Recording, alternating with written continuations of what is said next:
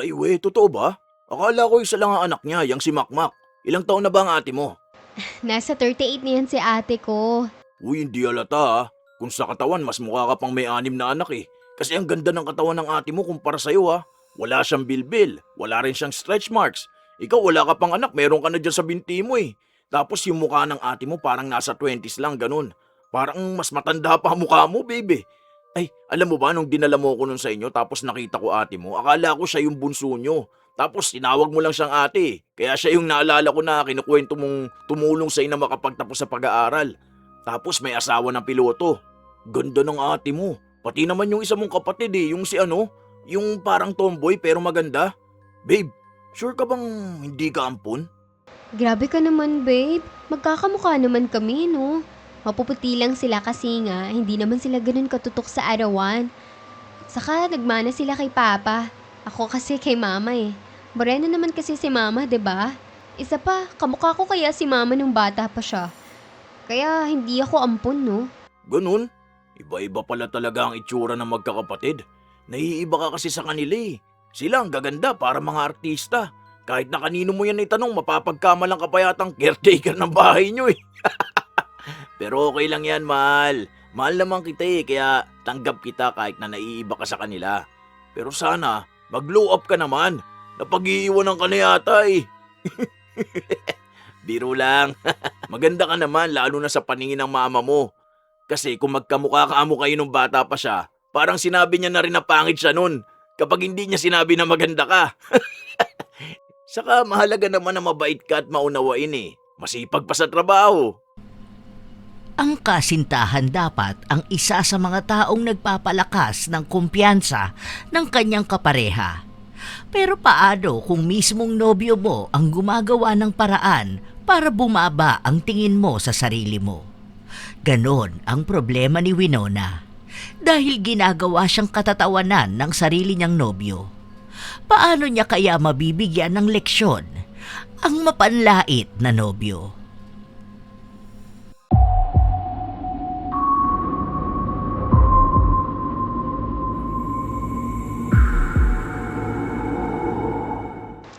Babe, bili mo naman ako ng chocolate. Kanina pa ako nagkikrave eh. Sige na. Huwag na be. Chocolate naman ang kulay ng kilikili mo eh. Tsaka huwag ka na magkakain ng ganyan. Kasi mukha ka ng balyena. Ang taba mo na kaya. Parang kapag sumama tayo sa swimming ng family namin, hindi na kailangan ng salbabida eh. Andiyan ka na, lulutang ka na nun. Ang taba mo kasi. Grabe ka naman. Hindi naman ako mataba, no? Saka, panay kasi ako kain. Kasi lagi ka naman nanlilibre ng pagkain eh. Hindi naman ako ganito kataba noon, no? Alam mo babe, kahit ang dami ko nang naging ex, hindi pa ako nagkaroon ng ex na ganyang kataba katulad mo. As in lagi silang sexy tapos ikaw ganyan? Ang bilis tumaba. Kaya hindi ka makapagsuot ng sexy.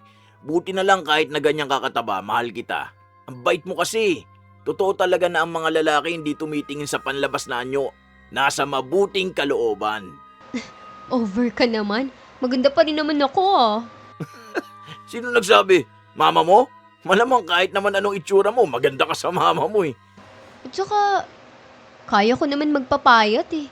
Hindi ko lang ginagawa ngayon kasi nga masarap kumain. Saka, hindi naman talaga ako sobrang taba ah. 61 lang naman ang timbang ko. Sakto lang ang tangkad ko. Oh, hindi pa pala mataba yun? Yung ex ko nga 45 lang timbang nun, feeling niya, taba na niya eh. Tapos nagpapapayat na yun. Gusto niya nasa 40 lang timbang niya. Kaya nabubuhat ko yun eh. Tapos yung size ng bewang nun, 24 lang. Iba naman yun no. Anong height ba naman ng ex mo? Maliit lang yun eh. Kahit na, ikaw ano bang sukat ng bewang mo? Nung nagkakilala tayo, nasa 25 lang. O tapos ngayon nasa 33 na, di ba? Ang laki ng bilbil mo, oh. Hindi ka nga makapag-crop top eh. Mag-diet ka naman. Napatingin na lang si Winona sa kanyang sarili. Hindi naman niya nakikita ang mali sa salamin dahil maayos pa rin naman ang kanyang katawan.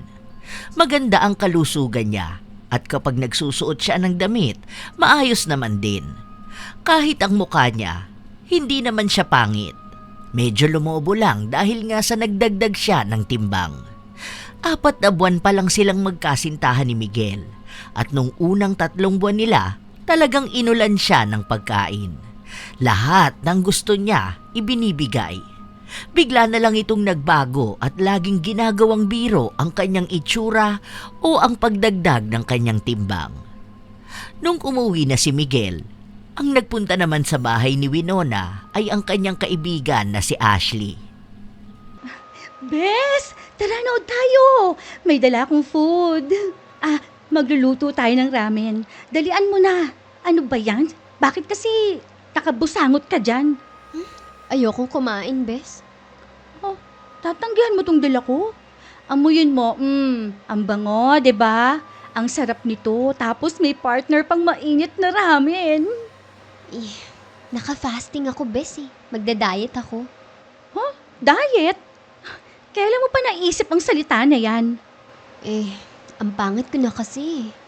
Girl, nakikita mo bang sarili mo sa salamin? Tingnan mo nga, oh. Bes, napakaganda mo.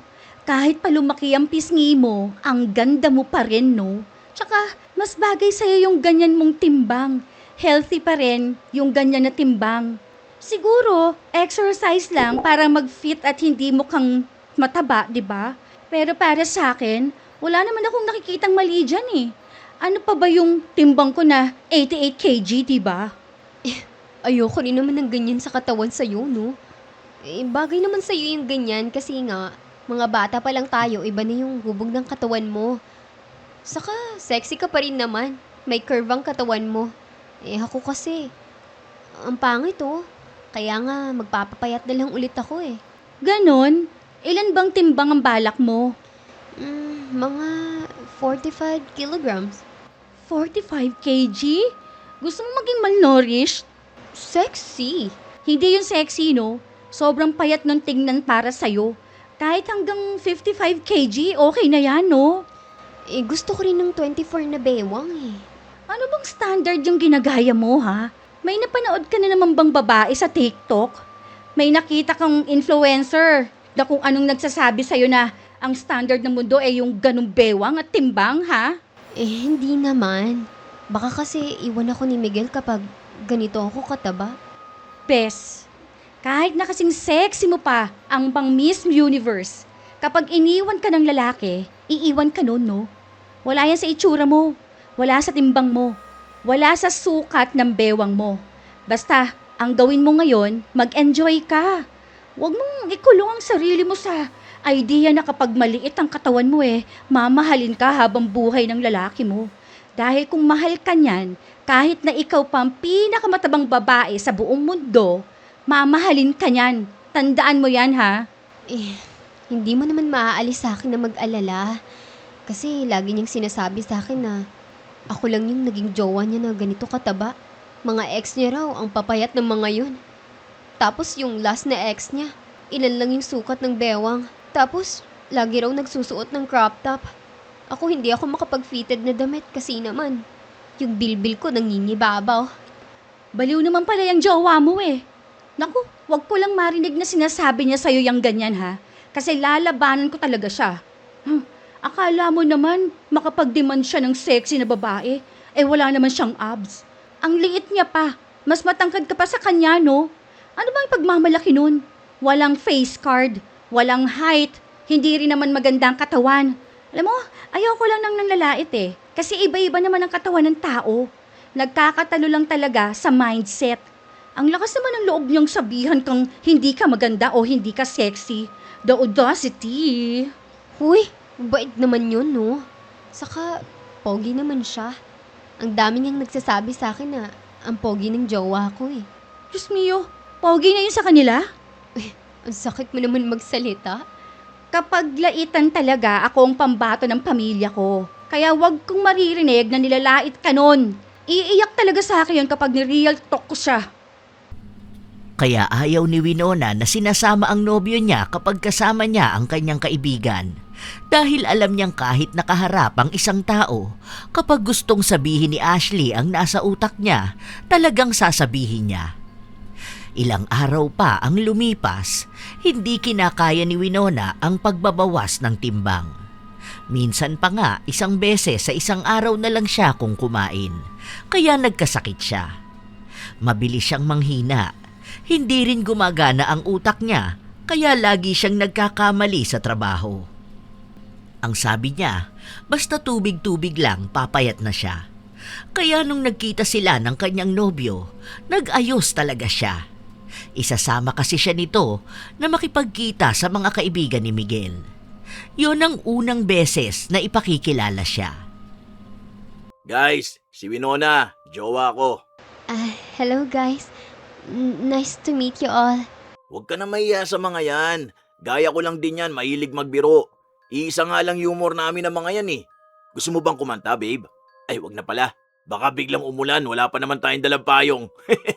Itong boses kasi ng jowa ko, parang kambing na inilalaga para gawing kaldereta. Ganon siya kumanta. Tapos ang hihilig pa niyan yung mga bumibirit. Tapos kanta pa ni Sarah G. Sa sobrang ganda ng boses, ang sarap i-treasure tapos itago sa buong mundo. Loko ka talaga. Maganda naman boses ko, no? Oo, sabi ng mama mo, bingi kasi yun eh. Nagtawanan ang mga kaibigan ni Miguel. Si Winona ang naging sentro ng usapan nila ng araw na yon. Nagmumukhang biro ang mga panlalait. Kahit na hindi naman dapat sabihin ni Miguel, sinasabi niya tungkol sa pamilya nito, lalo na sa nakaraan ni Winona. Ang dalaga naman, sinusubukang makisabay na lang sa mga biruan dahil ayaw niyang masabihan na pikunin. At iniisip niyang paraan din yon para maapalapit sa mga kaibigan ng kanyang nobyo. Kaya kahit na nasasaktan siya sa mga biro, nakikisabay na lang din siya. Ilang buwan ang tumagal, akala niya ay nasasanay na siya sa ganon. Pero palala ng palala si Miguel. Lalo na nung dinala na siya sa bahay ng mga magulang nito. Babe, dito ka na lang muna sa bahay ah. Nandyan naman si mama eh. May bibili na ako sa labas. Huwag ka banda ron sa kabila ah, kasi nandun yung mga alagang baboy ni Papa eh. Baka mapagkamalang ka pa ron. Mag-oink-oink ka dun. Baliw ka. Hindi naman na ako mataba. Taba mo na kaya ngayon. Noong nakaraan, hindi ka naman ganyan eh. Saka kanina, hirap na hirap yung tricycle na umangat. Kasi ang bigat mo dun sa kinaupuan mo eh. Okay lang yan, maraming pagkain dito, hindi ka maubusan. O sige, alis na muna ako. Saan ka ba pupunta? Bibili lang ako ng ulam. Gagamitin ko yung motor ni kuya. Sama na lang ako. Babe, maawa ka naman sa motor oh. Baka naman hindi pa tayo nakakalabas ng gate, flat na yun. Ang bigat mo kaya. Okay na yan. Baka kasi makita mo dun ex ko, ma-insecure ka pa. Iniiwas na nga kita na masaktan ka eh. Ang ganda kasi nun, mutya yun dito sa atin. Sasali pa yata yun ng binibining Pilipinas. Hindi naman ako mabilis mainggit sa mga nakikita ko, no? O sige na nga, tara na. Yung pan-deliver na lang ay dadrive ko. Mukha ka pang baboy dun kapag nasa loob ka umupo. Tara na.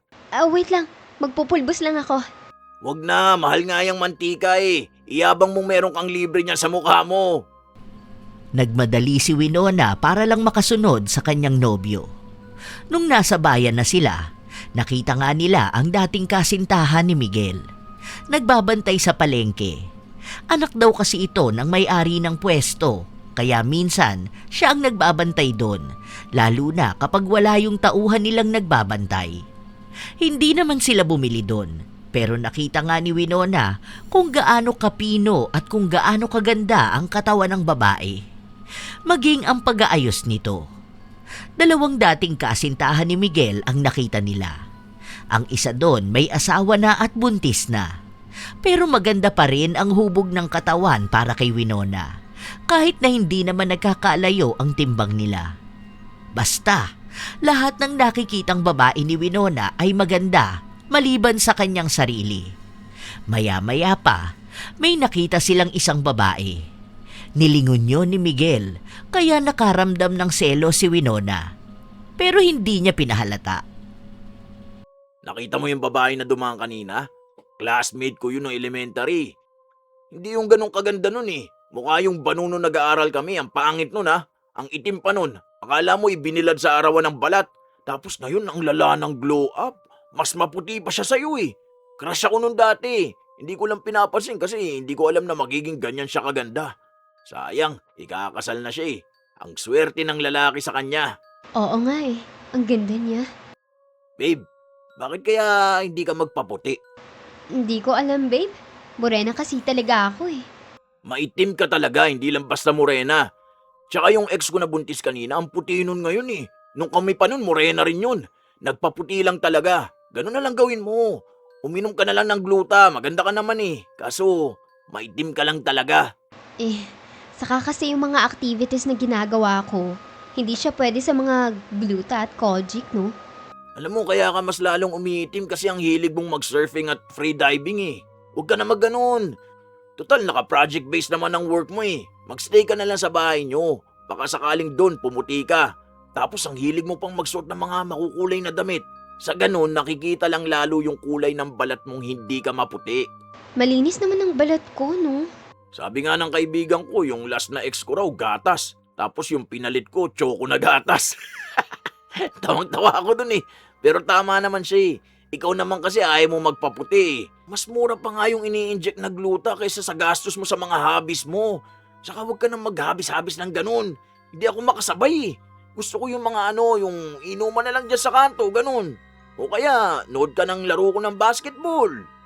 Eh, kapag ginagawa ko kasi yung hobbies kong ganun, iba yung feeling ko eh. Huwag na yun.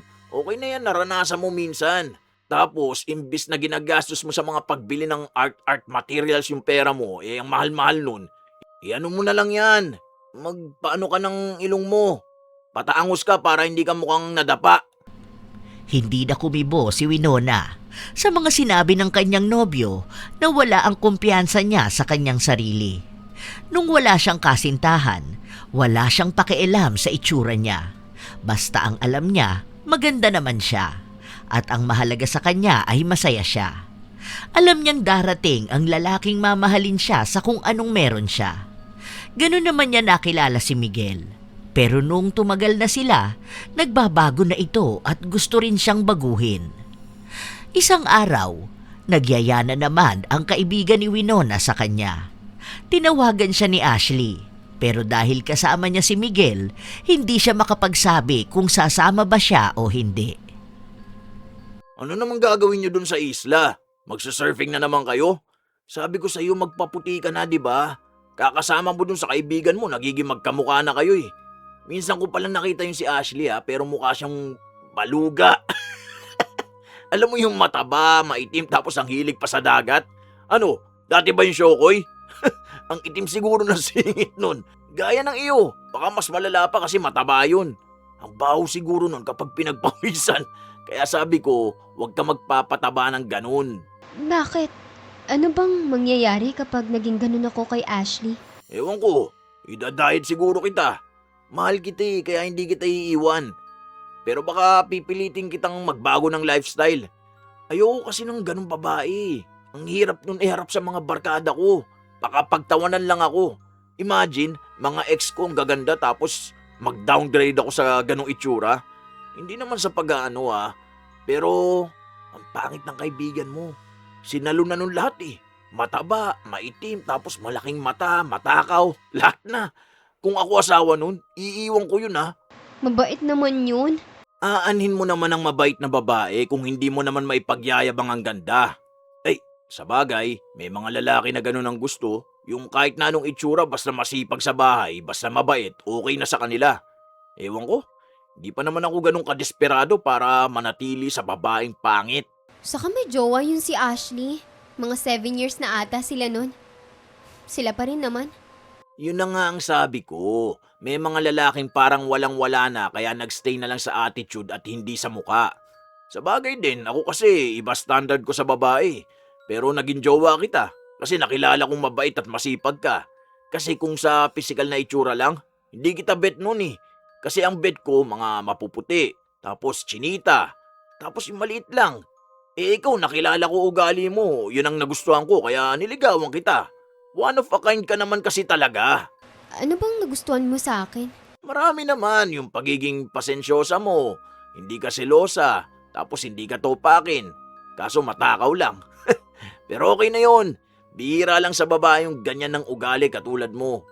Pero hindi mo naman ako iiwan kahit hindi ako maganda, di ba? Basta huwag ka lang magiging ganong kalala sa kaibigan mo ha. Huwag ka na magpaitim palalo. Tama na yan, balat mo ngayon tapos magpaputi ka na. Simula nun, tumatanggi na si Winona na lumabas kasama ang kaibigan niya. Kahit pa sino rin sa pamilya niya ang magyaya sa kanya, ayaw na niyang lumabas ng bahay.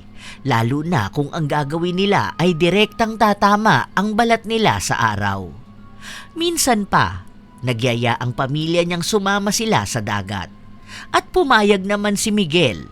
Pero Naglagay ka na ba ng sunscreen mo? Huwag ka na muna sa dagat kasi baka umitim ka na naman eh. Pumupusyaw na nga yung balat mo eh. Oo, kanina pa nga eh. Nakailang apply na rin ako. Cream at yung spray. Mamaya na lang tayo maligo kapag hapon na ganun. Mag-picture tayo din mamaya ah. Magbibikini ako. Babe, wag na, baka biglang kumulimlim pa niyan, makita na maitim ang kilikili at singit mo. Hindi naman maitim eh. Pantay naman sa kulay ko. Wala naman akong uneven skin no. Mukha lang siyang maitim kasi nga morena ang kulay ko. Magtaka ka kung morena ako tapos ang puti ng singit at kilikili ko, di ba? Kahit na. Tsaka, mahiya ka sa ibang tao dyan oh. Hindi lang naman pamilya mo yung nasa beach eh. Mag-short ka na lang at t-shirt kung gusto mo. Bakit? Nasa dagat naman tayo. Malamang okay lang yan na magbikini, no? Yung mga kapatid ko nga, oh. Yung ate ko, ayan. May 3 niyang anak. Nakabikini naman siya. 3 na anak niyang ate mo? Oo, ayan si Makmak, yung bunso niya. 4 years old. Tapos yung panganay niya, si Colette. Ay, wait, totoo ba? Akala ko isa lang ang anak niyan, si Makmak. Ilang taon na ba ang ate mo? Nasa 38 niyan si ate ko. Uy, hindi halata ah. Kung sa katawan, mas mukha ka pang may 6 na anak eh. Kasi ang ganda ng katawan ng ate mo kumpara sa'yo ah. Wala siyang bilbil, wala rin siyang stretch marks. Ikaw wala ka pang anak, meron ka na dyan sa binti mo eh. Tapos yung mukha ng ate mo parang nasa 20s lang, ganun. Parang mas matanda pa mukha mo, baby. Ay, alam mo ba nung dinala mo ko sa inyo tapos nakita ko ate mo? Akala ko siya yung bunso nyo. Tapos tinawag mo lang siyang ate. Kaya siya yung naalala ko na kinikwento mong tumulong sa'yo na makapagtapos sa pag-aaral. Tapos may asawa na piloto. Ganda ng ate mo. Pati naman yung isa mong kapatid. Yung yung parang tomboy, pero maganda. Babe, sure ka bang hindi ka ampon? Grabe ka naman, babe. Magkakamukha naman kami, no? Mapuputi lang sila kasi nga hindi naman sila ganun tutok sa arawan. Saka nagmana sila kay Papa. Ako kasi kay Mama. Morena kasi si Mama, 'di ba? Isa pa, kamukha ko kaya si Mama nung bata pa siya. Kaya hindi ako ampun, no? Ganun? Iba-iba pala talaga ang itsura ng magkakapatid. Naiiba ka kasi sa kanila eh. Sila ang gaganda para mga artista. Kahit na kanino mo yan itanong, mapagkakamalang ka pa yatang caretaker ng bahay nyo. Pero okay lang yan. Mahal naman kita eh, kaya tanggap kita kahit na naiiba ka sa kanila. Pero sana mag-glow up ka naman. Napag-iwanan ka na yata eh. Biro lang. Maganda ka naman lalo na kung sa paningin ng mama mo. Kasi kung magkamukha-kamo kayo nung bata pa siya, parang sinabi na rin niyang pangit siya nun kapag hindi niya sinabi na maganda ka. Tsaka, mahalaga naman mabait ka at maunawain eh. Masipag pa sa trabaho. nasaktan si Winona kahit na nakikitawa siya sa sinabi ng kanyang nobyo. Pero nawala na siya ng gana sa sarili niya. Halos nakikita na lang niya ay puro mali. Mula sa itsura niya hanggang sa pananamit niya. Lahat ng tao sa paligid niya napapansin niyang magaganda. Doon na siya nagseselo sa ibang babaeng nakakasalubong niya dahil gusto niyang maging kasing ganda rin nila. Dagdag pa na kapag nakatingin siya sa salamin, iniisip niya kung sino ba ang nakikita niya. Dahil ayaw niya sa mukha niya. Isang araw, nagpunta sa bahay niya si Ashley. Aayain sana siyang lumabas, pero napansin na bihis siya. Ah, may date ka? Hindi, pupunta akong clinic. Bakit? May masakit ba sa'yo? Nag-avail kasi ako ng glow-up treatment nila eh. Sa derma? Anong glow-up treatment? Magpapagluta drip ako. Tapos, facial. Then, para magkaroon ng korte yung katawan ko, magpapalipo ako. Tapos, papa-enhance ako ng chin ko. Tapos, ipapasingkit ko na rin yung eyes ko. Then, patangos ng ilong.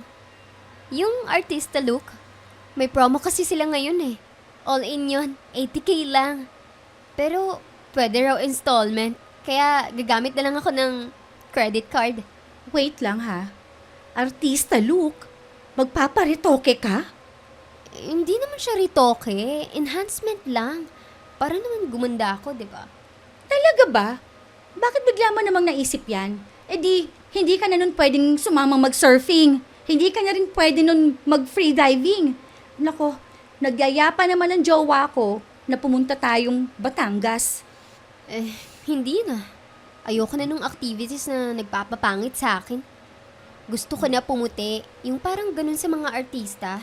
Tapos gusto ko na rin pumayat para makapagsuot ako ng mga sexy na damit.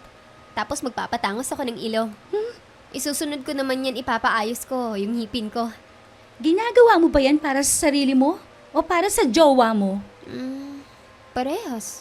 Gusto ko kasing maging proud siya na ang ganda ng jowa niya. Saka, proud din ako sa sarili ko na maganda ako. Alam mo, kung ginagawa mo yung enhancement na yan para sabayan ang standard ng jowa mo, huwag mong gawin yan, okay? Magsisisi ka lang talaga.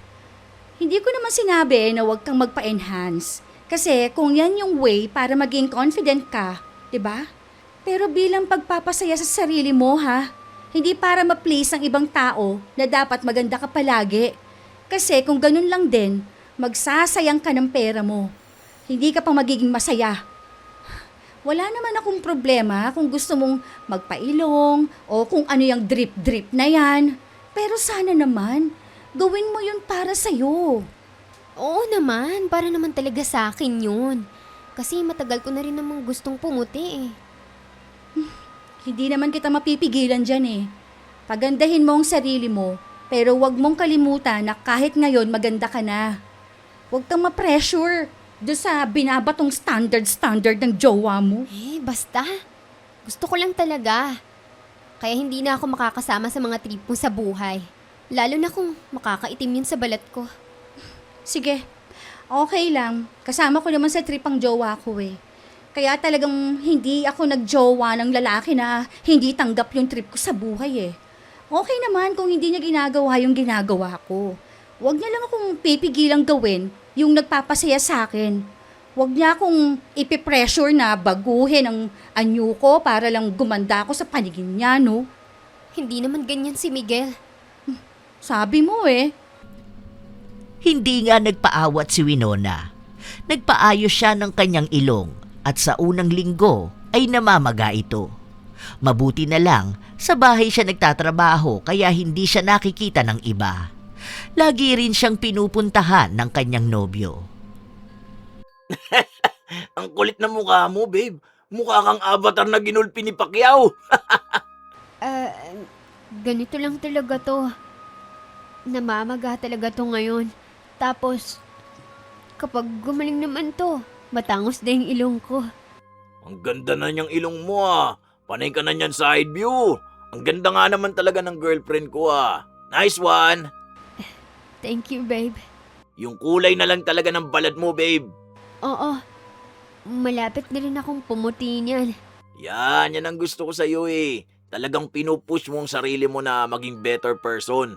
Kapag ibang tao kasi yan, magagalit sila eh. Ano naman sabi nung bano mong kaibigan? Wala naman. Kasi, hindi rin naman niya pera yung ginagastos ko. Wala sila ngayon dahil sa Batangas kasi nag-free diving sila. Mga 1 week ata silang nasa bakasyon. Ewan ko lang kung balak din nilang umakyat ng bundok. Dalawa lang silang magjowa magkasama? Wala naman yung mahahatak eh. Hindi naman na ako sumasama sa kanila eh. Kaya pareha silang mukhang nog-nog, no? Bagay silang dalawa eh. Ayaw naman kasi magsipagbago. Okay na yun. Silang dalawa na lang yung ganun kasi iba naman tayo sa kanila eh. Iba na lang yung maging trip mo sa buhay. Yung ganito, yung hindi nakakapangit. Saka, hindi rin talaga ako pwede mag-aagala ngayon. Di ba aalis tayo? Oo, kasama mga kaibigan ko tapos mga jowa nila. Magugulat mga yun kasi makikita nila mukha ng artista ang jowa ko. Maiinggit talaga mga yun. Sige, maghahanda na rin ako ng OOTD ko. Halos mga 2 buwan na hindi lumabas si Winona ng bahay nila para lang makumpleto na maging maayos ang mga pinagawa niya.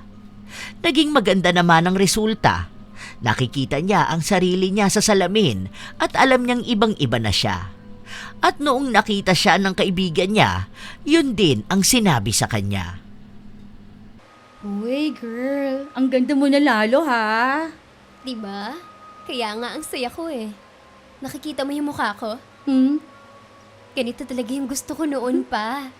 Kailangan mong i-maintain yung ganyan, no? Ang mahal pa naman kapag ganyan. Oo, pero malaki naman ang sahod ko kaya kayang-kaya ko to. Aalis nga kami. Mag-iimpake na ako mamaya. Oh, saan kayo pupunta? Nagyayaya yung tropa ni Miguel. Gagala kami. Hindi ko pa alam kung saan pero baka sa Baguio. Naghahanda na lang ako ng OOTD ko eh. Sige, good luck. Bagay naman yan kahit anong suotin mo. Magaling ka naman magdala ng damit, no? Hindi ko pa nga alam kung anong susuotin ko eh. Baka mamaya pangit maging OOTD ko. Baka mamaya ako lang yung pangit doon. Kasama pa naman mga jowa ng kaibigan ni Miguel. Ayoko naman na pareho kaming mapahiya, diba? Baka isipin nila ang baduy ko. Gusto ko sana yung medyo sexy at revealing. Kaso hindi pa rin ako sanay hanggang ngayon eh. Hoy, hindi ka kaya kumbulsyonin nun? Ang lamig dun ngayon. Dito nga sa atin malamig na dun pa kaya. Sabi nga ng kaibigan ko, malamig dun, lalo na kapag gabi. Kaya magdala ka ng jacket mo. Ang lamigin mo pa naman. Ewan ko. Tsaka, huwag kang matakot magsuot ng gusto mo dun. Kapag nasa Baguio ka, wala namang pangit na outfit dun, no? Lahat ng tao dun, iba-iba ang suot. Tsaka, walang pupuna sa'yo dun. Kahit na pangit ng OOTD mo. Kasi lahat sila busy sa buhay nila. Nagbakasyon ka naman dun, hindi para makipagkompetensya sa mga tao dun, no? Wala silang pakialam sa'yo dun. Basta, wag mo lang din pakialaman ang suot nila. Maging confident ka lang. Suotin mo yung tingin mong kaya mong panindigan at komportable ka. Hindi pa rin alam ng dalaga kung anong gagawin niya. Dahil alam niyang mapili ang nobyo niya sa mga damit na sinusuot niya. Yung maganda para kay Winona, pangit naman para sa paningin ng kanyang nobyo. Kaya lahat ng suot niya, pinabago niya base sa kung ano ang gusto ng kanyang kasintahan. Nung dumating na ang araw ng gala nila, may nasasabi pa rin si Miguel at nagagawa pa rin itong tumingin sa ibang babae. Ang ganda ng outfit ng babae na yun, oh. Parang old money style. Ang ganda pa ng katawan niya. Dalang-dala niya yung damit niya. Babe, dapat ganun mga suotan mo eh. Hindi yung baduy ka manamit. Ano ba naman yung partner ng suot mo? Yellow yung pang itaas tapos pink yung sa baba. Cute naman siya, baby. Nakita ko to sa FB eh. Saka ganito talaga yung style niya. Nakalimutan ko lang yung tawag dito eh. Pero cute at elegant naman siya. Parang ganun sa suot ng jowa ni Carl. Sa kanya nga, rainbow pa eh. Cute naman yung jowa ni Curly. Parang Koreana yun. Maliit ang muka. Sobrang puti tapos parang K-pop kung manamit. Normal lang ganun yun. Kahit na colorful pa suot nun, maganda siya. Ikaw hindi ko maintindihan kung ano yung suot mo eh. Para kang panabid sa piyesta. Ang sabi mo, pinaganda mo o TD mo. Ang pangit naman. Yung iba naman dyan, hindi naman maganda yung outfit nila eh. Yung isang nakasalubong natin, nakashort lang siya tapos jacket. Bakit mo kasi sila gagayahin? Hindi porket normal ang itsura nila, ganun ka na rin. Dapat maging mas better ka sa kanila. Kaya hindi mo ako masisisi kung tumitingin ako sa ibang babae. Kasi naman, ganyang ka manamit. Bili na lang tayo sa SM mamaya. Hindi na, pagod na pa ako eh. Kanina pa tayo lakad ng lakad. O kaya, magpasama ka na lang dyan kay Via. Buti pa yan, magaling manamit. Parang model mga jowa ng mga tropa ko eh. Yung akin, nagmumukha tuloy tayong alalay nila eh. Hindi na alam ng dalaga kung ano pang gagawin niya. Para naman sa kanya, maganda ang suot niya. Wala namang pumupuna sa kanya. Wala namang taong tumataas ang kilay dahil kahit sa litrato, maganda ang damit niya. Simula nun, lagi na siyang nag-aalangan sa mga binibili niyang damit, sa mga sinusuot niya, dahil baka mamaya pangit sa paningin ng kanyang nobyo. Ang gusto niya kasi, maging perpektong babae na alam niyang pwedeng ipagmalaki sa mundo. Kaya kahit na anong ganda ni Winona, nakukulangan siya sa kanyang itsura. Isang araw, niyaya ulit siya ng kanyang nobyo na sumama sa bahay nila dahil kaarawan ng tatay nito. 3 araw sila doon, kaya sumama na si Winona. Binati siya ng mga pinsan ni Miguel at sinabi sa kanya na mas gumanda siya. Kaya nung marinig niya yon, naging masaya siya. Nakita mo na? Kapag lagi ka maayos tingnan, sasabihin talaga nila sa'yo na ang ganda mo. Hindi gaya nung nandito ka nun. Unang punta mo, di ba? Ang pangit mo nun. Buti ngayon, nag-iba na itsura mo. Naging okay ka na kahit papaano. Nagtaka nga sila kung bago raw ba kitang jowa eh. Kako, ikaw pa rin yun, pumuti lang. Mas bagay daw sa'yo yung ganyan na maputi at payat. Sa susunod, try mong magsuot ng ganun tulad nung sa ex ko. Laging naka-backless o kaya nakasando. Mas maganda yung ganun sa babae, mas sexy. Yan nga yung mga dala ko ngayon. Kasi nakita ko yun na maganda kung ganun ang suot ko lalo na kapag mainit ang panahon eh. Mainit pa naman dito sa inyo. Sige na, ligo muna ako bago ako lumabas. Punta ka na dun sa mga pinsan mo. Nagpatuloy na nagbabago si Winona. Kung siya ang tatanungin, hindi na niya kilala ang sarili niya. Nagkaroon naman na siya ng nobyo. 2 beses na. Una nung mga bata pa sila, kaya walang problema sa itsura niya. At itong huli, bago si Miguel. Wala rin yung pinabago sa kanya. Walang pinuna sa itsura niya. Sadyang hindi lang sila nagkatuluyan dahil nagpunta ng ibang bansa ang lalaki at pareho nilang ayaw ng malayo sa karelasyon nila. Tanging si Miguel lang ang nagpabago ng tingin niya sa kanyang sarili. Isang hapon, nag-iinuman na naman sina Miguel at ang mga pinsan niya nung naghahanap sila ng pambukas ng alak. Babe, buksan mo nga to gamit ng ngipin mo. Pwede na kasing pambukas ng tansa niyang ngipin mo eh. Parang ngipin ng pirana. Paano ba yan binubuksan? Wag na, baka mabungi ka pa. Yung panga mo nga, pag ano na oh, kakaibang itsura na. Paano pag natanggalan ka pa ng ngipin yan? Paayos mo na dapat yung ngipin mo, babe. Kapag nagkikis tayo, nakakatakot, baka bigla mo kong ngat-ngatin eh. Oo nga pala, mga insan, nung nagkakilala kami nito ni Winona, nasa bar kami nun eh. Tapos nagulat ako nung umiti siya kasi kakaibang ngipin niya eh. Pero maayos pa naman. Natatawa lang ako kapag nakikita ko. Nakaschedule naman ako sa may dentist ko. Hindi pa lang masisimulan kasi nagbabakasyon tayo. Pero baka next week to. Paayos mo na talaga yan. Hindi maganda kapag nakangiti ka eh. Akala mo yung sa pelikulang Wrong Turn? Hanap na lang ko ng pambukas ng alak nyo. Hindi na, ito na lang si Max. Kaya niya na yan. Maya-maya pa ay napag-usapan na naman nila ang dating kasintahan ni Miguel. Sasaling araw ito sa patimpalak ng pagandahan. Ilalaban daw ang bayan nila. Sa mismong harapan pa talaga ni Winona ginawa yon, na para bang hindi siya nasasaktan o hindi siya nakakaramdam ng selos sa ibang babae. Lalo na nung nagsalita na si Miguel.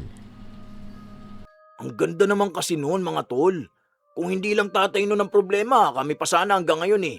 Saka iba rin kasi ang pangarap noon eh. Siya nga yung greatest love ko sa totoo lang. Akala ko nung naghiwalay kami noon, mamamatay na talaga ako sa sobrang lungkot.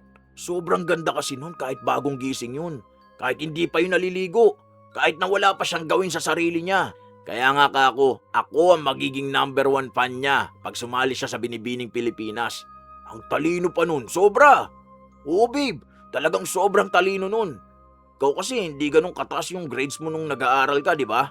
Siya hindi lang maganda, matalino pa. Kaya ayaw ng tatay nun sa akin eh. Kasi gusto nila mapangasawa ng anak nila yung taga-ibang bansa.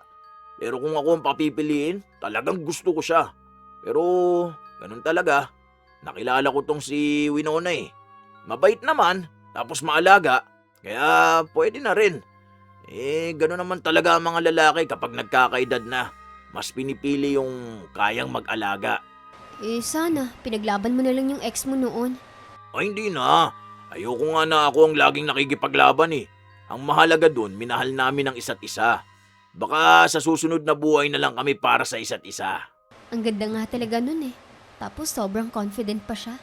Mainggit ka talaga dun ha. Pero okay lang yan. Ganun talaga eh. May mas maganda talaga kaysa sa'yo. Kaya mo na yun. Maganda ka naman na ngayon eh. Huwag mo lang pabayaan ang sarili mo.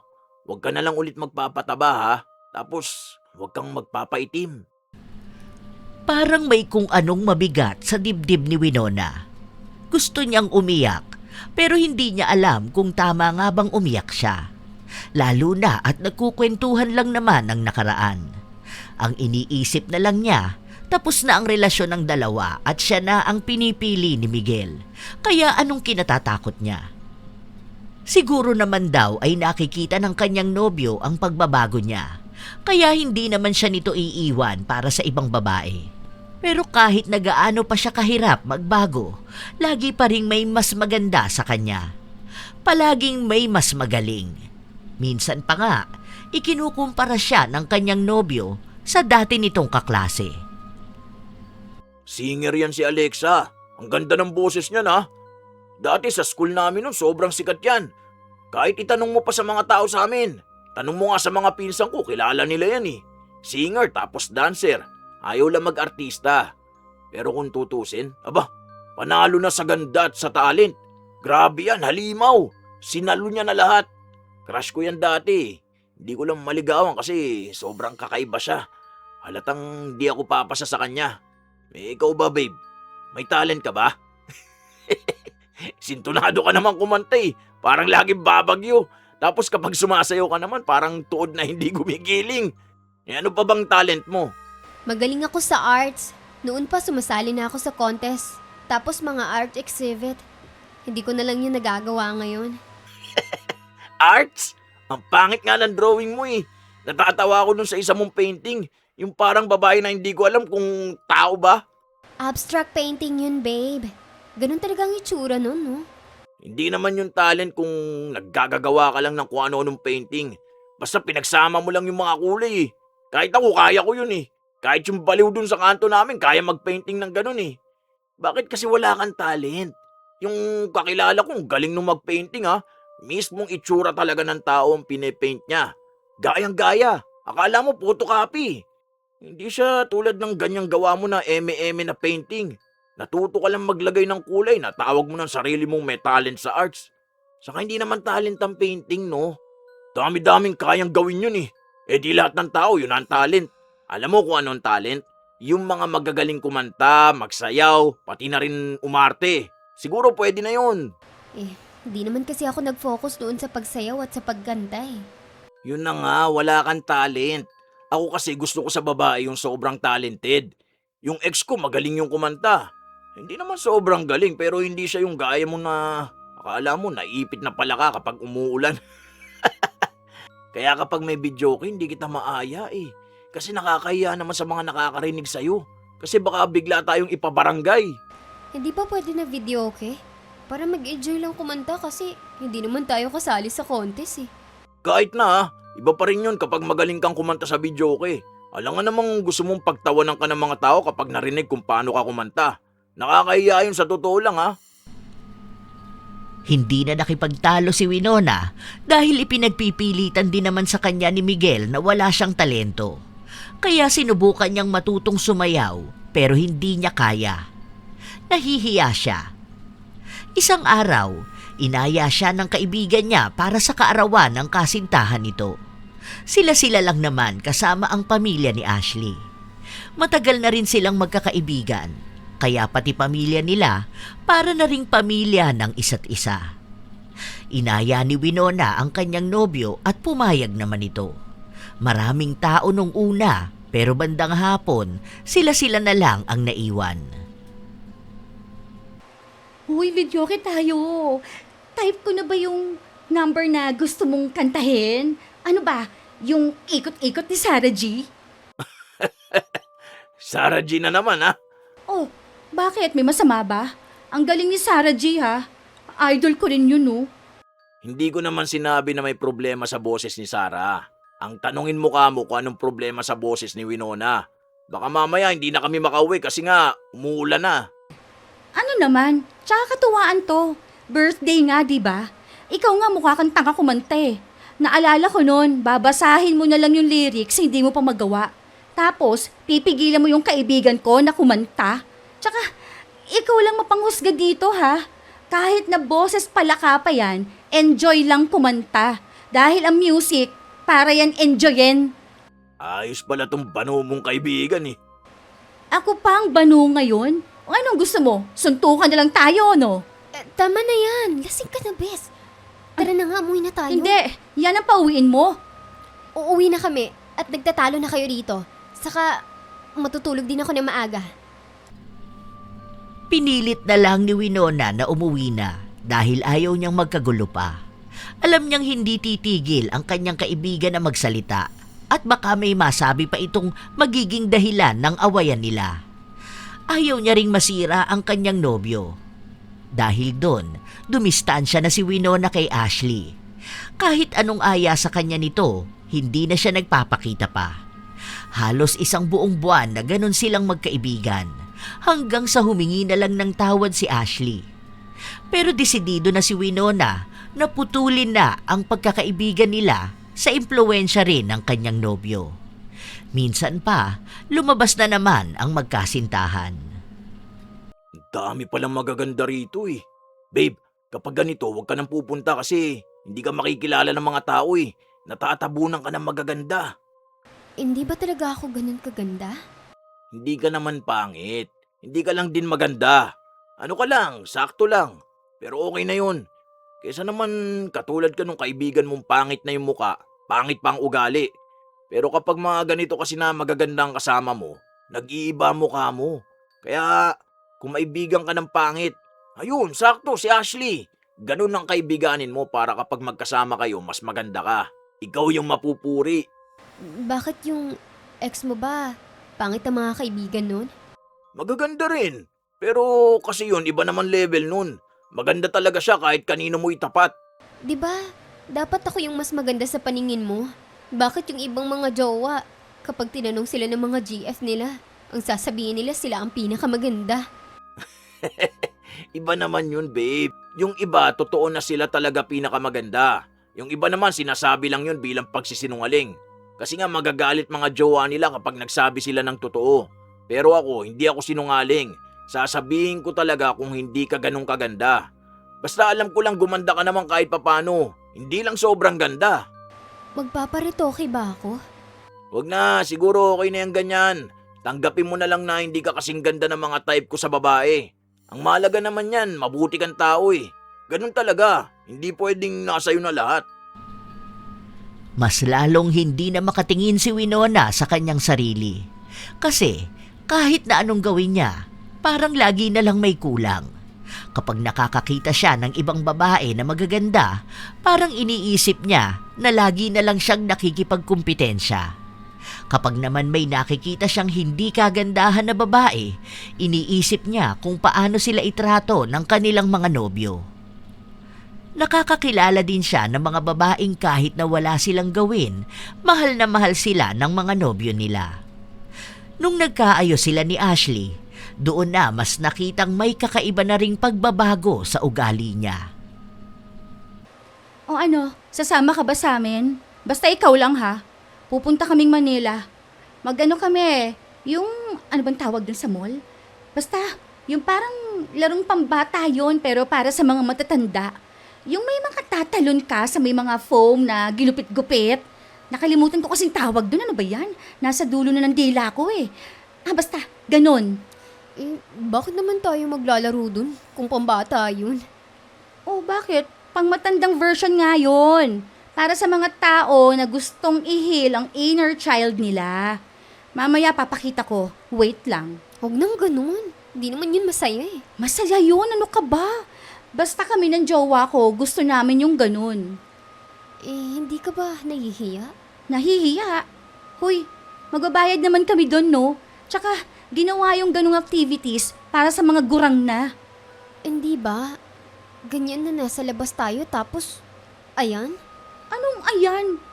Bakit ba hindi mo ako direktahin, ha? Yung ganyan ang suot mo. Parang pambahay lang. Tapos ang ingay mong magsalita. Hindi ka ba nahihiya na paano kung tignan ka ng mga tao tapos Sabihin nila na hindi ka maganda. Ano naman pakialam ko sa kanila, hoy? Isa pa, hindi naman ako sasali ng beauty pageant para laging maging maganda, no? Ang mahalaga sa akin, masaya ako. Bakit ako makikipagkumpetensya sa ibang babae? Sa ibang tao? Tingnan mo ha. Una sa lahat, may pamilya ako na kahit na anong itsura ko, anong kulay ng balat ko, mahal ako. Pangalawa, may jowa ako na mahal ako kahit na mukha akong alien. May jowa akong tanggap ako at tanggap namin ang isa't isa. May jowa akong sinasabi sa akin na ang ganda ko kahit na may muta pa ako sa mga mata ko at 3 araw na akong hindi nagsusuklay. At ito pa ha, bakit ako mahihiya sa kanila kung mahal ko ang sarili ko? Masaya ako sa sarili ko. Alam mo kung anong mas nakakahiya? Yung pinipilit mong magbago para maging katanggap-tanggap ka sa mata ng mga taong may mas malalang insecurities sa'yo. Lahat ng tao may kulang sa sarili nila. Nasa kanila na lang yun kung paano nila tatanggapin, no? Kung nagbabago sila ng anyo, edi go! Kung maitim na nagpapaputi, edi go! Kung pango, nagpailong, go lang din, di ba? Buhay nila yun eh. Sarili nila yun. At huwag nilang gagawin na i-down ng ibang tao para lang ma-feel good lang sila sa sarili nila. Dahil kahit na anong gawin nila, laging may taong mas lamang sa kanila. May tao na laging mas maganda sa kanila. May mas magaling, pero hindi ibig sabihin nakakahiya na sila dahil lang doon. Kasi, tingnan mo ko. Ang ayos ko manamit. Ang ayos kong magsalita. O edi okay, masaya ako na yan ka. Ang tanong, masaya ka ba na yan ka? O napipilitan ka lang maging masaya kasi yan yung hanap ng jowa mo? At talaga bang nakuha mo ang atensyon niya dahil dyan? Tandaan mo, Bes, hindi ganyan ang nagmamahal. Sabi ko nga sa'yo, kahit na sa pinakapangit na bersyon ng sarili mo, kapag mahal ka ng isang tao, ikaw pa rin ang pinakamaganda sa kanya. Pero kahit na ikaw ang pinakamagandang bersyon ng sarili mo, hindi yan pahahalagahan ng isang taong naghahangad pa ng sobra. Hindi perpekto ang tao. Kailangan nating tanggapin yon sa sarili natin. Huwag kang hibang dyan na patunayan palagi ang sarili mo. Dahil kung tanggap ka ni Miguel, tanggap ka niya. Hindi mo na kailangang ipagpalit ang tunay mong saya sa papuri na pinipilit mong makuha mula sa kanya.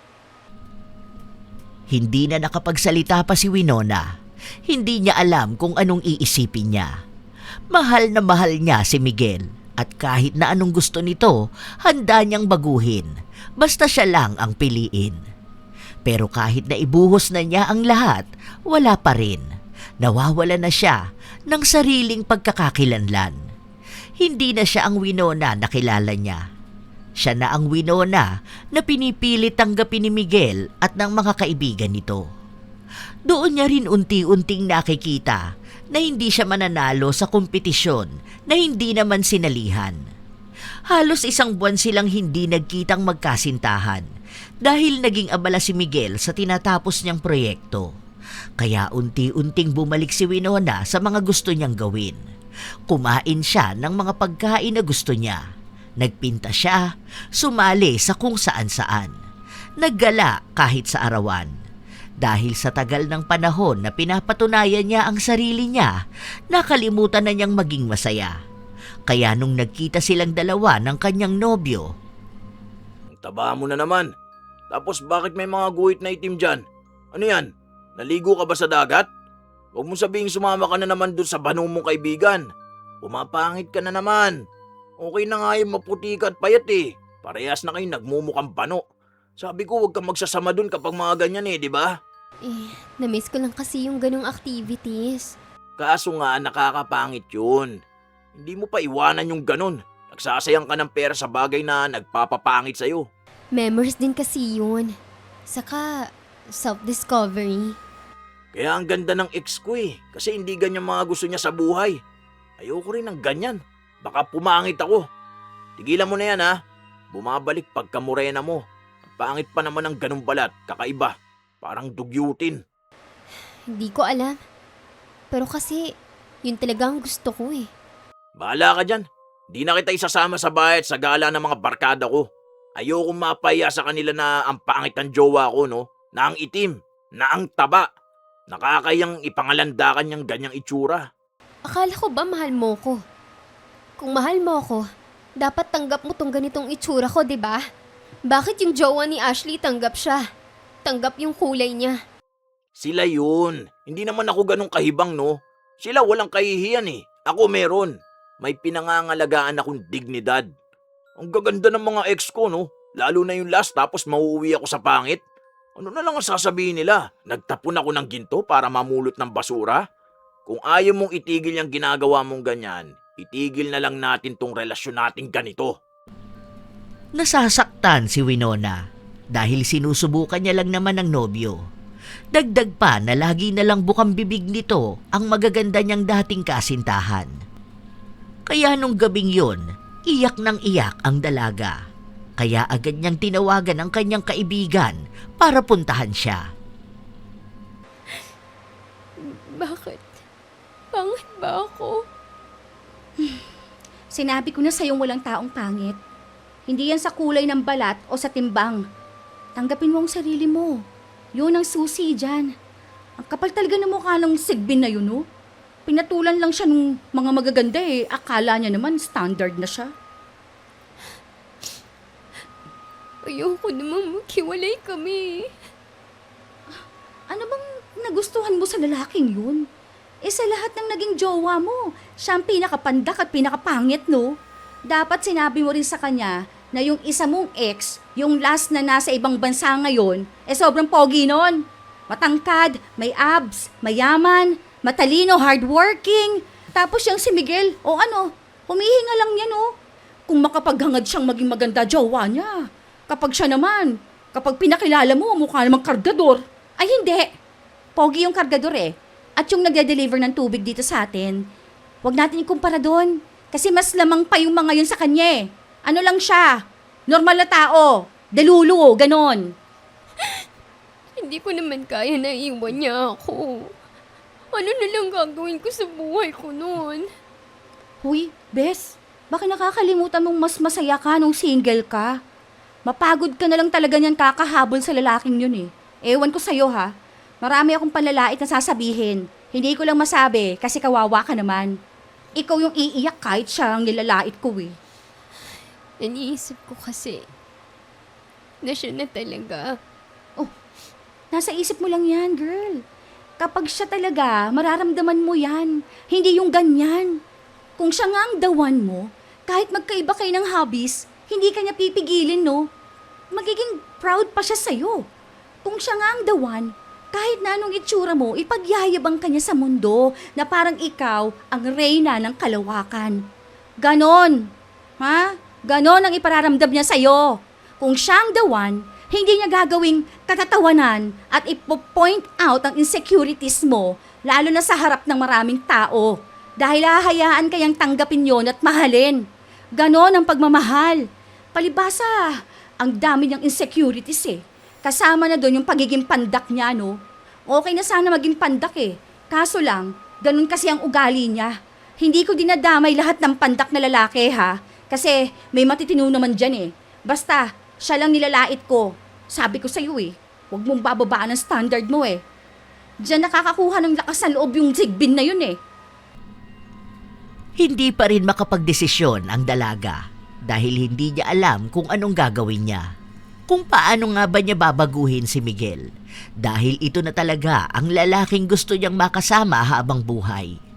Hanggang sa isang araw, nung nagkita sila, nagulat siya na ang daming malalaking tigyawat sa mukha ni Miguel. Sakto naman na nakita rin yon ni Ashley, kaya siya na ang gumanti para sa kaibigan niya. Grabe namang mukha yan. Kahit pader hindi yan gustong dampian, no? Kadiri naman yung malalaking tigyawat na may nana. Para kang ano dyan? Wag na nga. Natatawa na ako eh. May nakakatawa ba ha? Kesa naman mukhang bano gaya ng jowa mo. Hoy, para sabihin ko sa'yo, pogi ang jowa ko, no? Walang-wala ka doon. Hindi ka naman kapugian at hindi ka rin kaputian. Yun, kahit magbabad sa initan, tapos 1 linggo lang babalik na ang puti nun. Ikaw, takot na takot sa araw. Yon, matangkad yon. Kahit magsuot ako ng sandals, aba naman, mas matangkad pa rin siya sa akin. Eh ikaw, kapag kayo ni Winona magkasama, ni hindi man lang siya makapag-high heels. Dahil parang ikaw ang mas kailangan mag-high heels. Tapos yun, makinis ang balat at mukha no? O ikaw, tingnan mo nga yung binti mo, ang daming peklat. Swerte yan kapag New Year, ang daming polka dots. Ikaw huwag kang umastang perfect ha. Marami pa akong pwedeng idagdag. Tsaka yung noo mo, no? Pwedeng i-explore ng NASA. Mukha kasing buwan. Panot! Kung makapagsalita ka, kala mo perfect ka rin Maitim ka naman. Yan lang ang kaya mong sabihin sa akin? Maitim? Eh ikaw, mukha kang kuyukot. Tapos kapag naglalakad ka, mukha kang sinipa ng tikbalang. Talaga? Di ka ba titigil dyan Huwag mo ko iniinis lalo Oo talaga. Ay, butike, ble. Butike. Pangit. Tama na yan. Tara na, babe. Tama na, bes. Pikunin pala yan eh. Eh buti pa yung ex mo na pogi ha. Hindi yung nagkatigyawat kahit ni isang beses. Ay ang jowa mo ngayon, tigyawat na may kaunting muka. Alam mo, may bago na nga akong pangalan sa kanya eh. Siya na ngayon, si Miguel Igyawat, ang maalamat na taong tigyawat. Aba, bagay ha. Hindi makabuelta si Miguel dahil kapag may sasabihin siyang panlalait, mas lalo naman siyang babalikan ni Ashley. Sinasabi lahat ng bagay na ayaw niyang napapansin ng ibang tao. Ibinabalik sa kanya ng mas malala kung ano ang sinasabi niya. Kaya pikon na pikon siya. Habang si Winona, wala namang ibang ginawa. Kaya inis na inis din siya sa kanyang nobya. Alam mo na nga yung ginagawa ng kaibigan mo, nananahimik ka pa ron. Ano bang gusto mong gawin ko? Sana nilait mo rin siya. Wala akong malalait doon. Sana nilait mo siya kung anong alam mo.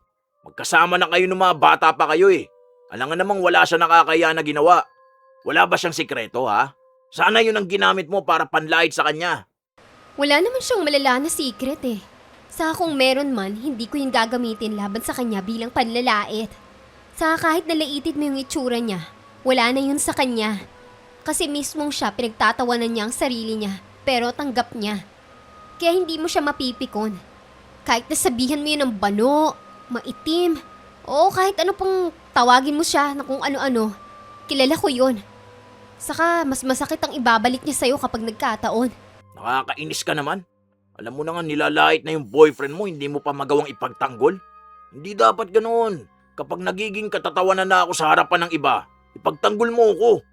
Pero ako, ginawa mo akong katatawanan noon sa harapan ng mga kaibigan mo, 'di ba? Lalo na kapag nagkikita-kita tayo. Yung mga secret ko na alam mo na ginawa mong biro sa harapan nila.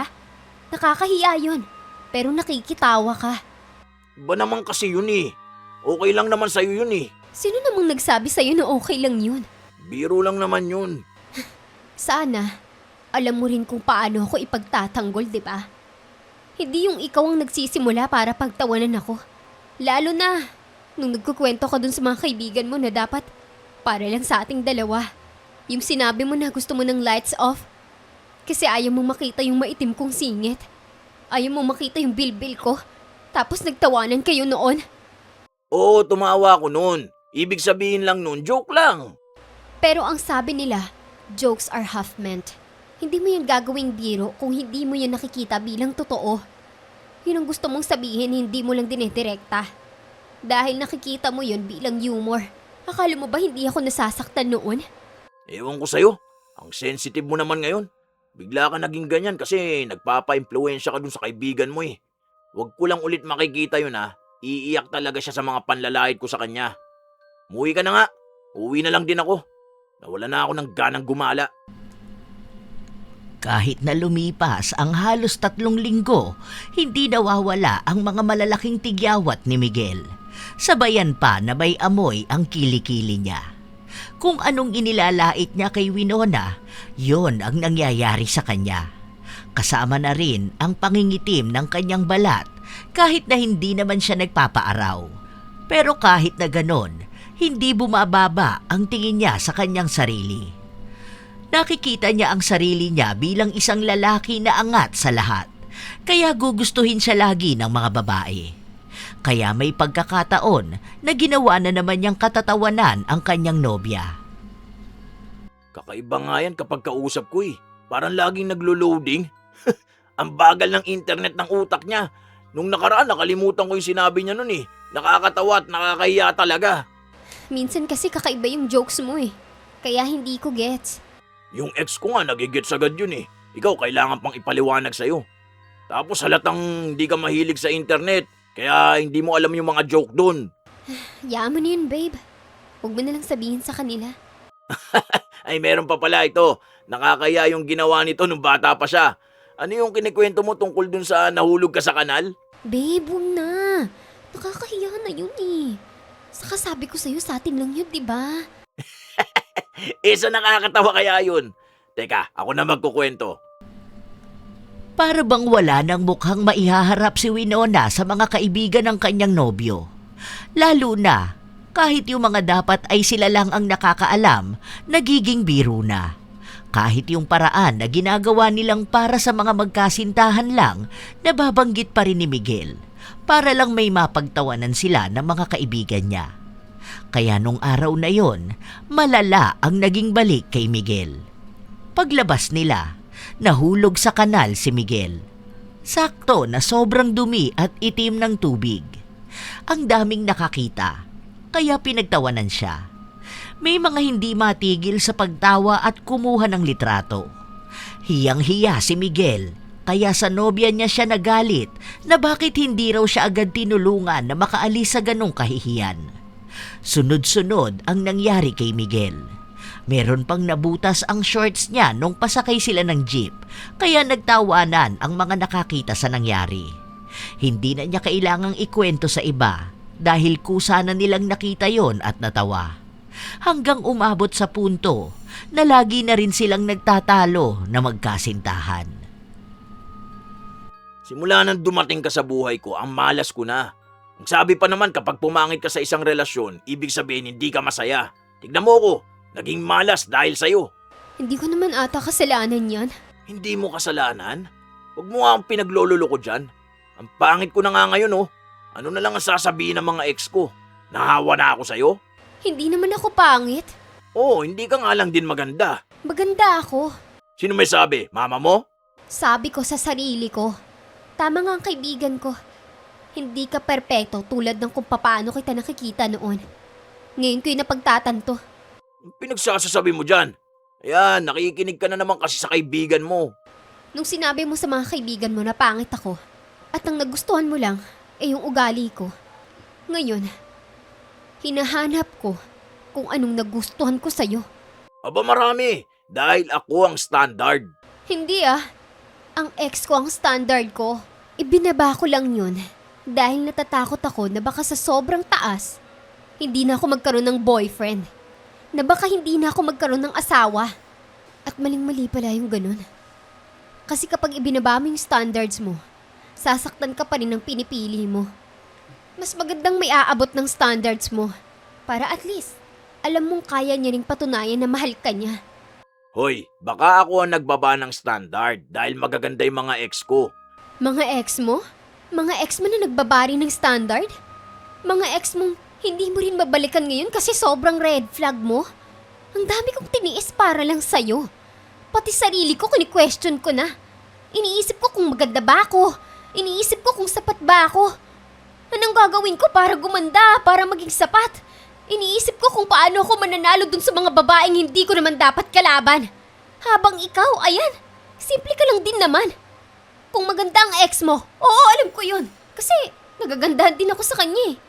Kaso naging bitter ako. Umiisip ako ng ikasisira nila sa utak ko para maramdaman kong may bagay akong lamang sa kanila. Na baka hindi sila perpekto. Na may insecurity sila na meron ako. Ang hirap makontento sa sarili ko.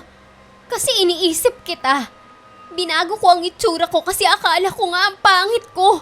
Pero bakit ikaw tinanggap kita? Bakit ikaw? Kahit na mas matangkad ako, pinili kita. Bakit okay lang sa akin? Bakit kahit na hindi ka naman pogi, hindi ka pinaka-pogi, okay lang? Kasi mahal kita. Bakit ikaw tinanggap ko kahit na yung pinakapangit na bagay na meron sa'yo? Bakit? Kasi ako lang yung nagmamahal? Gaya niyan, kung ano-anong nangyayari sa'yo, nagstay ako. Kaya iniisip ko na what if ako yan? Ipagpapalit mo ako? Kasi ako kahit ganyan ka, mahal kita. Huwag mo na nga ako dramahan. Tsaka, huwag mo isisi sa akin na ganyan ang nararamdaman mo ha. Yung ex ko nga, Yung ex ko nga, hindi sa akin pinaparamdam yung ganito. Yung ex ko nga, ang daming babae pang nagkakagusto sa kanya eh. Pero hindi niya pinaramdam sa akin na kalaban ko yung mga yun. Yung ex ko nga, pinaramdam sa akin maganda ako eh. Yung ex ko nga, pinakita niyang dapat kong tanggapin ang sarili ko. Yung ex ko, lumago ang pagkatao ko sa kanya. Yung ex ko, hindi ako natakot na magpakatotoo. Anong ginawa ng ex ko na ginawa mo? Wala. Kung ipapamukha mong mas better ang ex mo, bakit sa akin ka nagstay? Bakit ako yung binago mo, ha? Kasi kung may greatest love ka, may greatest love din ako. alam mo kung ganyan ka? Sige, maghiwalay na tayo. Tignan natin kung kaya mo bang mabuhay nang wala ako sa piling mo. Tignan natin kung sinong lalaking tatanggap sa gaya mong klase ng babae. Hindi ko iniisip kung sino ang lalaking tatanggap sa akin. Ang iniisip ko, kung paano ko ulit tatanggapin ang sarili ko. Makikipaghiwalay na talaga ako sa'yo. Dahil wala naman akong maipagmamalaki sa ibang tao eh. Alam nga namang ipakilala pa kita sa kanila. Baka ano pang sabihin nila eh. Nakakahiya. Oh, at ikaw pa nahiya? Oo, dahil ganun naman ang sinabi mo sa akin noon, di ba? Kahit na matinong naman ang itsura ko. Sana, makahanap ka ng babaeng tatanggap pa sa'yo. Sana lang, huwag niyang maranasan yung naranasan ko o nararanasan ng mga ex mo sa'yo. Ngayon, gets ko na kung bakit ang gaganda nila. Kasi, paano hindi ka gaganda kung masaya ka? Kasi walang jowa na gaya mo. Hindi ka standard kasi wala namang maaabot sa'yo. Wala ring mahahabol sa'yo kahit magandang jeans. Hindi tangos ng ilong, hindi face card, at hindi tangkad. Wala ring yaman na makukuha sa'yo. Wala ring talino, walang talento, walang kasikatan. Isa ka lang ding normal na tao. Dahil ang relasyon, hindi nagpapababa ng kumpiyansa ng kapareha, kundi nagpapataas kahit pakiramdam niyang mababa siya. Ngayon ka talaga nagkaroon ng lakas na loob na iwan ako kung kailan ang pangit ko na? So inamin mong napapangitan ka na rin sa sarili mo. Pumangit ako dahil sa relasyon na to. Kung hindi naman dahil sa'yo, hindi magiging ganito ang itsura ko eh. Ibig sabihin, hindi ako para sa gaya mong babae. Pumangit ka lang naman nung tinanggap mong pangit ka. Mahal pa rin kita kung ako ang tatanungin. Pero hindi ibig sabihin nun na handa pa rin ako manatili sa'yo. Kasi kung hindi mo mahal ang sarili mo, malamang hindi mo rin kayang magmahal ng iba. Isa lang ang maipapayo ko sa'yo. Mahalin mo ang sarili mo. Para kung magmamahal ka ulit, hindi mo na kailangan tanggalin yun sa magiging kapareha mo. Tama nga sila. Kapag mahal ng isang tao ang sarili niya, alam niya rin kung paano dapat mahalin ang magiging kapareha nila. Hindi ka laban. Hindi ka kompetensya. Ganun lang yun. Hindi alam ni Winona kung paano ba siya nagkaroon ng lakas ng loob na sabihin yon kay Miguel. At kahit na nasasaktan siya, pinanindigan niyang makipaghiwalay. Lagi siyang umiiyak dahil hindi niya kinakaya ang sakit, pero lagi ring sinasabi sa kanya ng kaibigan niyang lagi rin naman siyang umiiyak nung sila pa ni Miguel. Ang pinanghahawakan na lang ni Winona ay ang sarili niyang kagustuhan na makakilala ng lalaking pipiliin siya kahit na ayawan na siya ng mundo. Lalaking makikita ang halaga niya sa panahong iniisip niyang wala siyang halaga. Lalaking magtataas ng kumpiyansa niya sa kanyang sarili, hindi magbababa. Ilang linggo ang lumipas, nabalitaan ni Winona na mas lalong lumala ang itsura ni Miguel. Puno na ng malalaking tigyawat ang muka. Tapos, maaga rin siyang napanot. Pero kahit na ganon, hindi maalis ang pagiging laitero niya. Nagkaroon nga siya ng bagong nobya. Maganda naman pero nilalait niya pa rin. Kaya iniwan siya. Ang lala naman itong si Miguel. Oh, bakit? Nililigawan niyang pinsan ko, no? Sino dun? Yung nag-second runner-up sa Binibining Santobal. Mahilig talaga siya sa mga sumasali ng ganyan, no? Oh, ito pang mas malala ha. nililigawan niya. Tapos, ang sabi niya pa, okay lang daw sa kanya kahit na may balat sa mukha itong pinsan ko. Meron di ba color brown? Hindi siya halata gaano kapag hindi titignan. Ang sabi niya pa, hindi naman daw mataas ang standard niya sa babae. Kaya wag lang daw yung maarting sobra at yung hindi siya pahahalagahan. Ay, para naman siyang artista niyan. Buti nga kung kamukha niya si Piolo Pascual Kaso ang pangit nga niya. Bakit kaya naging ganyan ang itsura niya? Baka feeling niya sobrang pogi nga niya kaya akala niya makukuha niya lahat ng babae. Pinakulam ko ba naman siya Ah? Ay, sorry. Nakalimutan ko na. Pinakulam mo? Sorry na nga. Hindi ko naman nakalain na ganun lalala, no? Sabi ko lang naman, ibalik sa kanya mga panlalait na ginagawa niya sa mga ex or jowa niya. O ayun, malala lang ang bumalik kasi malala siya kung manlait. Uy, loko ka talaga. Kawawa naman yung tao. Uy, naaawa ka dun. Wala nga rin yung konsensya. Kahit na. Kawawa pa rin siya kasi pinakulam mo. Wala sang choice kung maging pangit na lang, no? May choice siya, no? Siguro naman, mawawala na yung kulam na kapangitan niya kung magbabago ang ugali niya. Kaso hindi naman siya nagbabago, di ba? Ano bang ginagawa niya? Abay, mas lalo pa nga lumala. Hay, ang masaklap niyan, sana nga lang sa ugali na lang siya babawi. Kaso, ang pangit din. Uy, baka naman balikan ka. Ay, Ikaw? no. Hindi ako babalikan ng kulam kasi ginawan ko na ng paraan. Pangit ako, pero matalino naman ako, no? Safe na ako. Huwag mo nilang pansinin. Hayaan mo na siya sa buhay niya. Mapanlait siyang lalaki. Siya na lang ang laitin ng lahat ngayon. Hindi naman makumbinsi ni Winona ang kaibigan niyang ipatanggal ang kulam dahil ayaw ni Ashley. Kaya hinayaan na lang din niya. Halos ilang buwan ang lumipas kahit na paano nakakalimutan na ni Winona ang sakit. Hindi na siya apektado kahit pabanggitin si Miguel at kung anong ginagawa nito para magkaroon ng ibang babae. Ang gaganda ng mga nililigawan niya at ang taas ng tingin niya sa sarili niyang magugustuhan siya ng mga ito kahit na nilalait na niya, kahit nililigawan niya pa. Dinadaan niya lang sa pagbibiro. Mabuti na lang walang pumapatol sa kanya. Isang araw, habang nasa mall si Winona, nakita niya ang dating kasintahan. Naghiwalay lang tayo, lalo kang umitim. Ang pangit mo na, tumaba ka pa. Hindi ako maitim. Ibahin mo ang mga morena. Saka, kaya ganito ang kulay ko. Kasi masaya akong ginagawa ko ang gusto ko kahit na nasa arawan ako. Hindi rin ako pangit, no? Baka nakakalimutan mo ang itsura mo. Ayan, lingon ka sa kabila. May salamin dyan. Anong ginagawa mo rito? Molto, no? Baka nakakalimutan mo. Alam ko na. Bibili ka na naman ng gamit para lang may magamit ka sa basura mong painting. Wala naman natutuwa dun eh. Ang pangit din, kagaya mo. Alam mo kung bakit puro pangit ang nakikita mo sa paligid mo at lumalabas sa bibig mo? Salamin niya ng pagkatao mo. Ibig sabihin, pangit ka at alam mo yun. Hindi sa muka, kundi pangit pati sa kaisipan.